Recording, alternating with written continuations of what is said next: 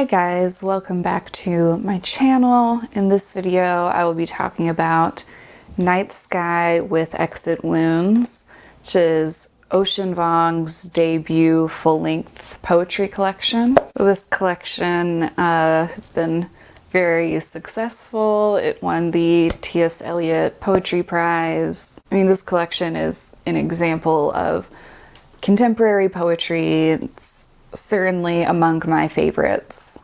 It has already been established on this channel that I am a big fan of Ocean Vuong. I did a video about his novel, On Earth We're Briefly Gorgeous. I think I talked about in that video his poetry a little bit and how I found his poetry really impactful, and I think it really informed his voice as a novelist in an interesting way. Yeah, I just find his poetry to be so invigorating in a way. It makes me feel very energized as a writer and really excited about language, which is what I think poetry is all about, is a love of language. And Ocean Vuong loves language. It's like he's like the most patient gardener of these poems. They feel so fully formed and like so much time and effort went into each little decision. Yeah, I recently went to a discussion talk reading with Ocean Vuong in his book tour for his new poetry collection, Time as a Mother, which I'm sure I'll make a video about soon. And leading up to going to that reading, I wanted to read this collection again, and it seemed like a good time to make a video about it. And that event was really amazing for me to attend. I've been to a lot of poetry readings and writing talks and things like that. It's definitely part of the academic culture of creative writing, but I hadn't been to one in a while, and certainly not one of a writer that I was so actually excited about. Not that I haven't been excited about past readings, but Ocean Vuong's literally one of my favorite writers writing right now, and it was an amazing experience to hear him talk about his craft and sort of the philosophies behind his writing, and to get to hear him read a little bit of it. So getting into this collection, I'll start with something I kind of already mentioned that stands out to me, is that there's something about Ocean Vuong's writing that feels labored, like in a good way. Labored as a word does not have like positive connotations, but I think in poetry, it's one of the things I look for the most in poetry that excites me, is that you can feel work going into it. I don't know, you sometimes hear, especially from people who maybe start out in prose and then kind of explore poetry later, that because poems are shorter than prose pieces generally, there's this kind of attitude that like, oh, it's like a nice break, like I can do something and I can finish it and get it out quickly.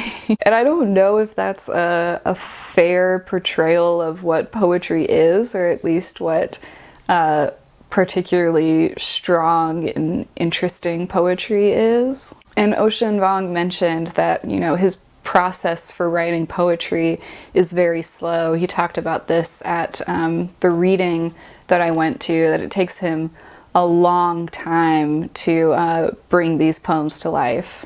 I think he said Time as a Mother was like a 6-year project, I think.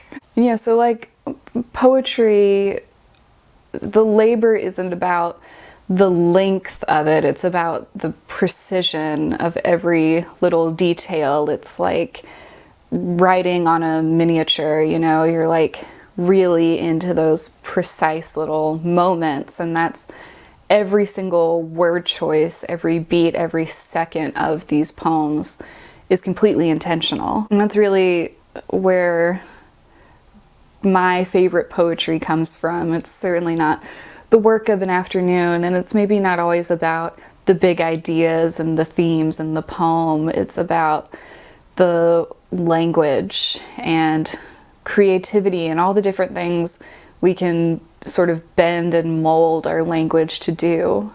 We'll talk about some examples of that. There's a line in the poem Into the Breach, fireflies strung through sapphired air. Just that little fragment, I think, is a great example of this. Particularly the word sapphired, like the air is being sapphired. I love like sort of changing the roles of words, like taking a noun or an adjective and making it into a verb in that way. You know, fireflies at night is not a particularly revolutionary image in and of itself, but the possibility of language is that there's so many different ways to get there and to give it a different tone with every choice, and that little word choice is important. And then another example from a poem titled To My Father, To My Future Son.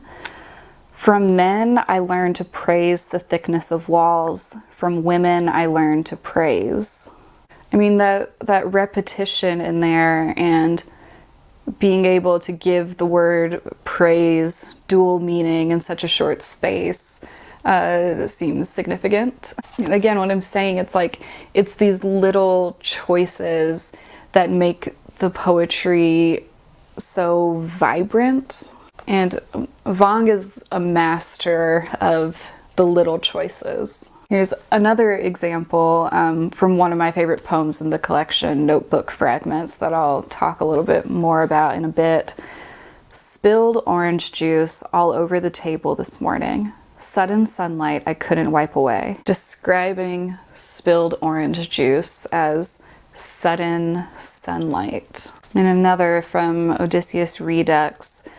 Back from the wind he called to me with a mouthful of crickets. Like there's so many little moments of language like that in this collection where he takes an image and just puts exactly the right twist on it and makes something unique and interesting and visual, something that's never been said before. And it's being done in such little space. Like, that's what makes poetry what it is kind of that efficiency to do so much in so little time. You know, I think English as a language leaves so much room for molding, and Vuong uses that a lot in this collection of sort of bending the rules in just the right way to make his voice so specific. I mean, it's truly all in the details. Obviously, Vuong is writing about these really big, heavy themes. He's writing about this legacy of war and trauma. And I don't know, there's this kind of assumption sometimes from probably bitter people that you have to have a story like that to be a successful writer. But Vuong is not a great writer just because of his story, not by any means. He's a great writer because of the details, because of the little decisions that sort of add up to these amazing poems.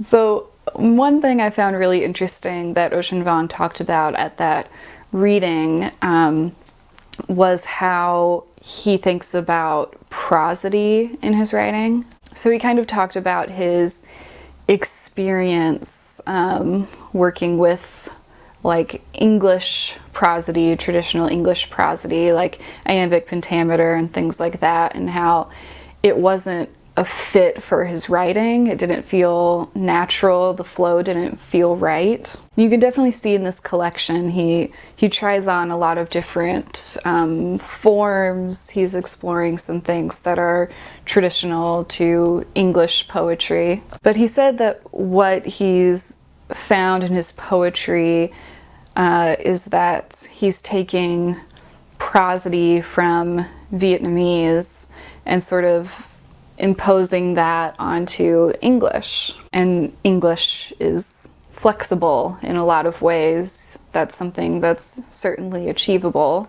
But I thought that was really interesting. I'd like to hear what other bilingual poets think about rhythm in their writing and how rhythm feels natural to them.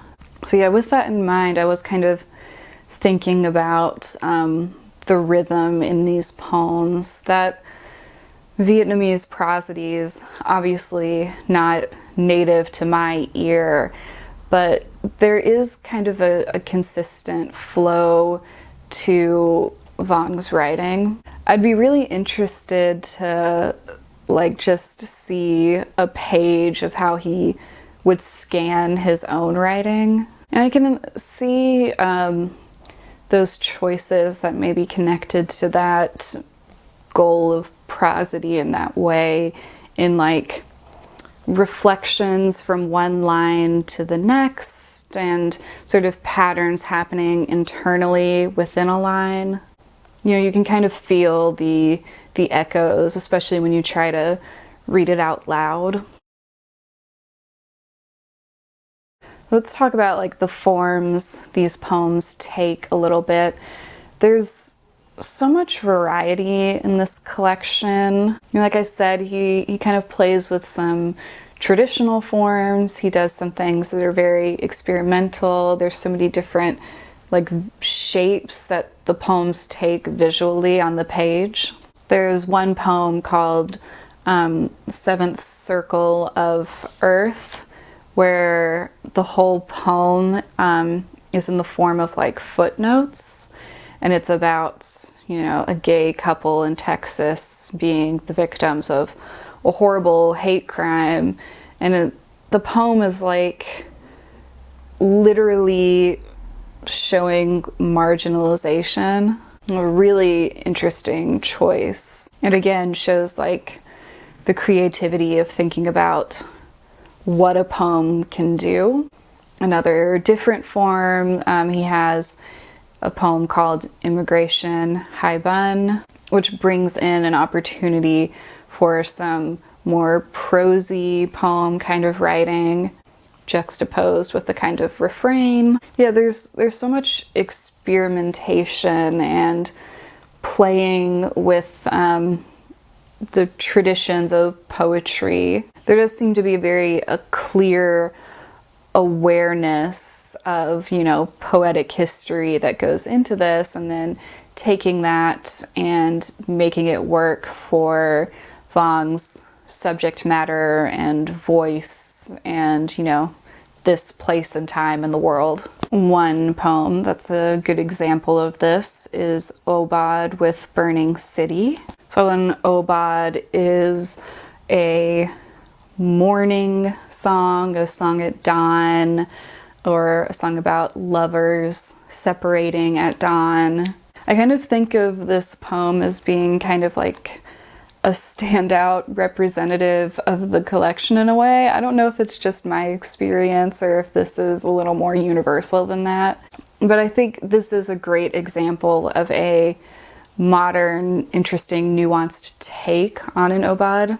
So because of that, I imagine this example is used in creative writing workshops a lot. At least I read this poem in a creative writing workshop before I read this collection. Yeah, it's a really interesting poem, really haunting and stark. There's sort of this running image of milk flower petals and all of these kind of innocent things, and the Christmas music worked into it. And it's all along these unimaginable horrors of war. I think it's easy to underestimate how difficult it is to write about these big moments in one's life, especially big moments that are maybe more in your kind of ancestral history.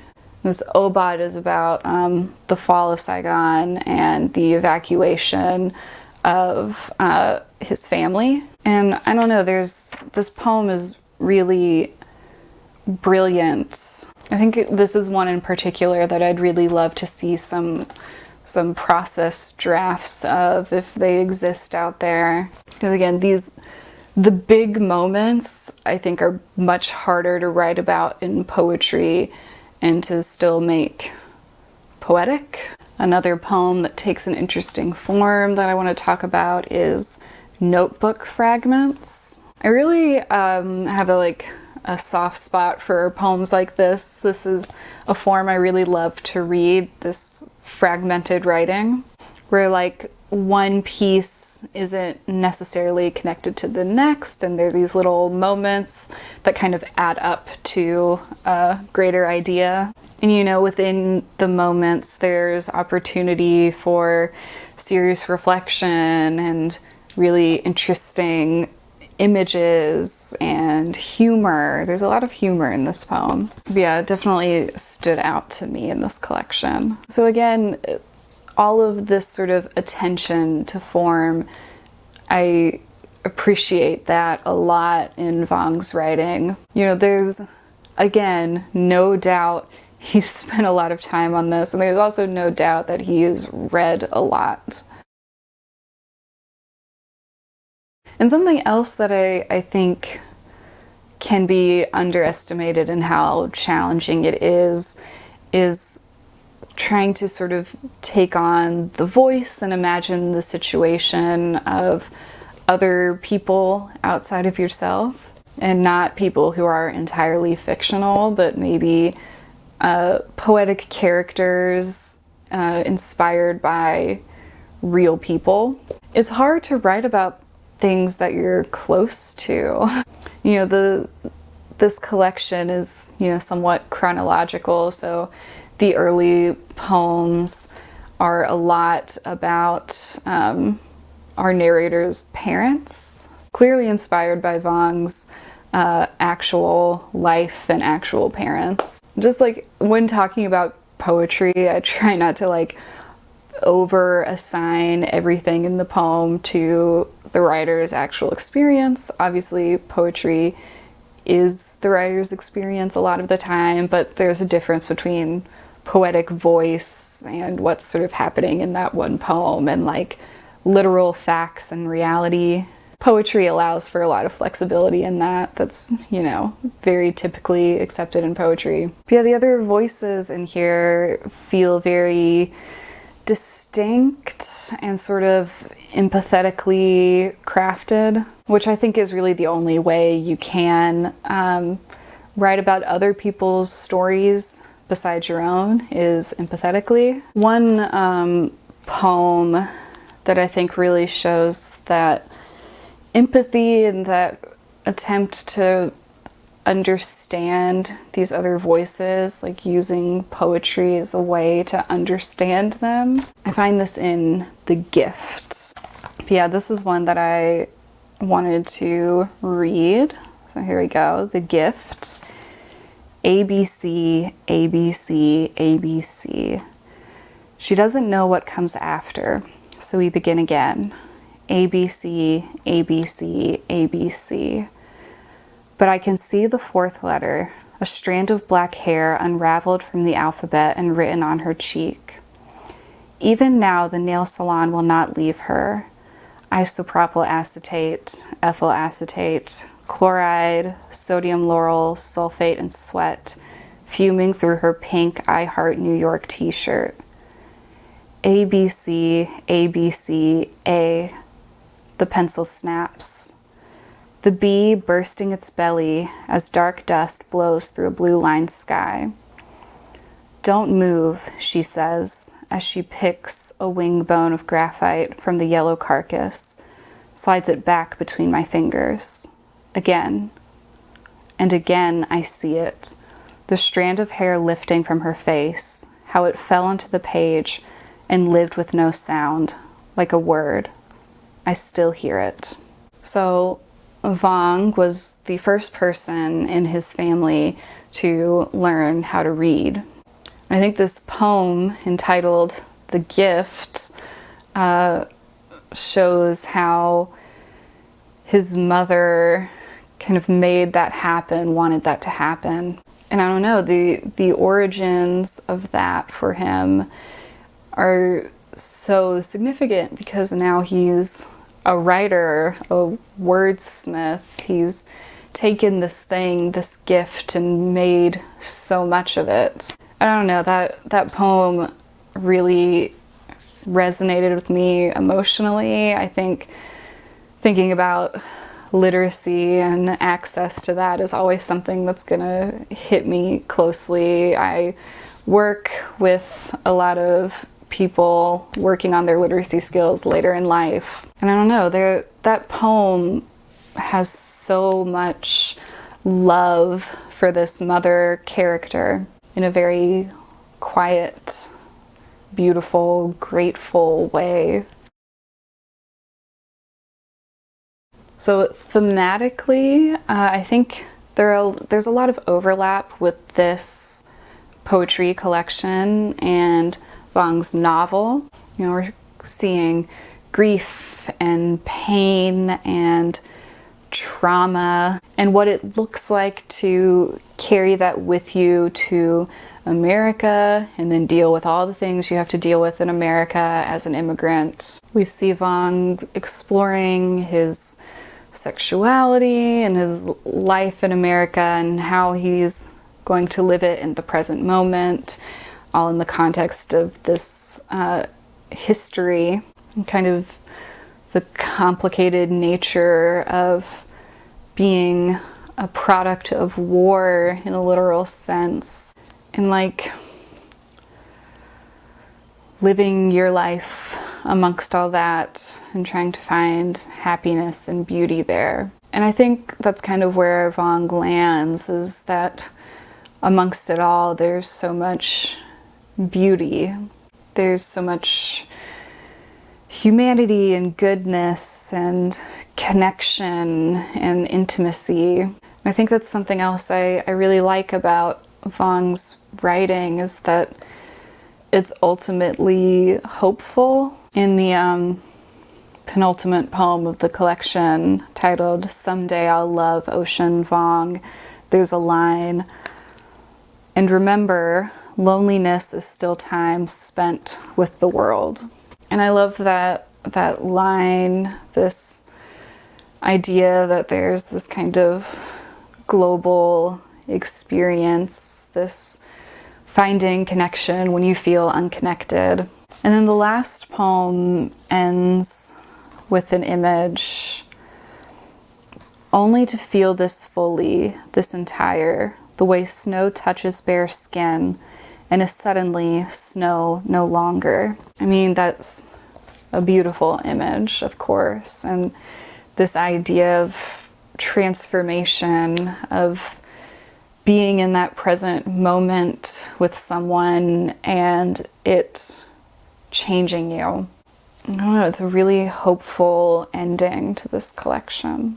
Yeah, of course, obviously, I highly recommend this collection. Even if you're someone who doesn't consider yourself a poetry person, I think it's very accessible. It has all that depth and beauty and complexity without being, you know, intentionally obscure. I don't really think I can underestimate how important I think Vuong is as a writer right now. He is one of my absolute favorites. I can't wait to read Time as a Mother and sort of form my thoughts about it and make a video about it too. And it's so exciting to like, this is gonna sound crazy, but it's exciting to me that I'm alive at the same time as Vuong. So as he grows and develops and changes as a writer and puts out new works, I can follow along on that journey. You know, there's so many years of writing ahead of him that I get to read.